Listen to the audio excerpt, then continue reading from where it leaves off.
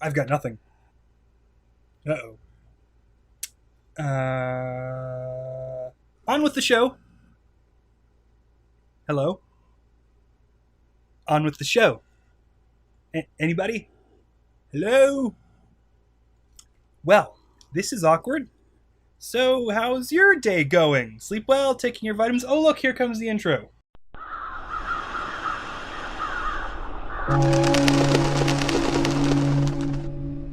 Who here remembers Game Tap? Raise your hand. Anybody? Anybody? Well, I'm old, and as such, I do. Came out in 2005 and was kind of like a cross between Steam and Gamefly. I only ever played it for the free arcade hits, but they actually had quite a nice offering on display, including Thief 3 that was free to play. They also ended up getting some original content like the first season of Sam & Max, before the point-and-click genre died out of its own ass. In 2007, however, they would get a hold of American McGee and the good people at Spicy Horse for a 23-part series, before episodic content died out of its own ass. Which we are, as of this date, at the ass end of. Hey, could you have guessed that good old Necro would ever do an episode on something with American McGee's name on it? I sure as hell never saw it coming. 23 episodes, a new one releasing each week, excepting a short delay for the last couple episodes due to website migration, taking your beloved fairy tales and scrubbing away that Disney-esque varnish and letting all the grime and really shine through. How it does be, I hear you inarticulately asking. Well, let's go ahead and take a look at American McGee's Grimm. These fairy tales are much too clean, so dull and dry, a lifeless dream. I'll brew 'em bleak, I'll craft 'em dark to make 'em grim. That's my hallmark. My guts fill up with pretty tales. Their prissy cuteness never fails to make me puke, to lose my wits, to rot my teeth and give me fits. Out the rancid, stale and foul, despise the happy ending. Pop quiz, children! What do you get when you take Katamari Damacy or move the charming soundtrack as well as the Z-axis and about half of the remaining challenge? Well, Grimm is essentially what you get. From the word go, there isn't a whole lot to talk about. The gameplay is so simplistic you can play just using the mouse.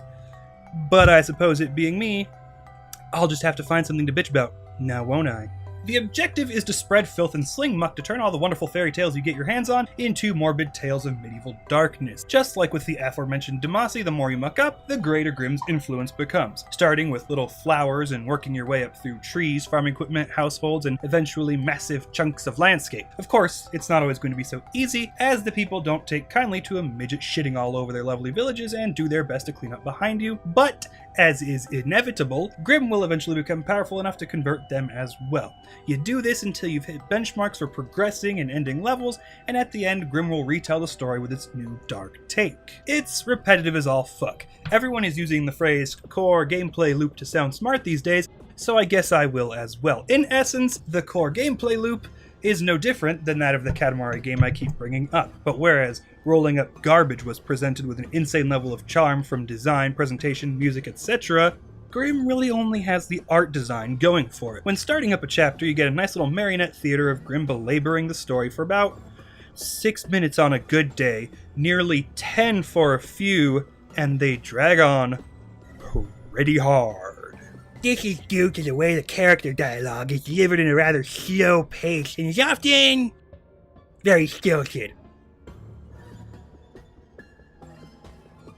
Yes, and even containing awkward pauses between character lines, and that's when it's not cutting said lines short. Combined with the fact that they use very little animation, creating that marionette look, and it all becomes incredibly tiresome before I've even played through the first level. However, it should be noted that every voice is done by one person, and he does quite a good job. Levels will be introduced and broken up by Grimm telling the tale and telling you what you should be doing, and just as with the introduction, it's slow and stilted, and ends up padding the runtime in a manner that I find none too pleasant. I would go on about the humor, but unfortunately, humor is mostly subjective, and across the some 23 hours I spent on this game, I only really chuckled some 2 or 3 times. Let's just suffice to stick to the facts and say that some of the references, even by 2007, were pretty dated.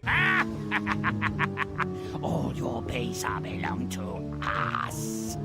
On the other hand, they step out of just turning a story dark and get into messing with it from time to time. For instance, they turn the tale of the Master Thief into a Van Helsing story, or some old tale being turned into a medieval Terminator 2. And that's also the end of the list of them breaking any of their molds. In fact, 20 of the stories are played straight through with little deviations from the basic style. The finale breaks the mold, but more as a big celebration bringing the series to its conclusion. The episode on Mulan, however, brings a fantastic change of pace, and the entire episode is in Chinese. 皇帝专制的封建政治制度，历来都不是天下只此一家，别无分店，把它变成非常臭。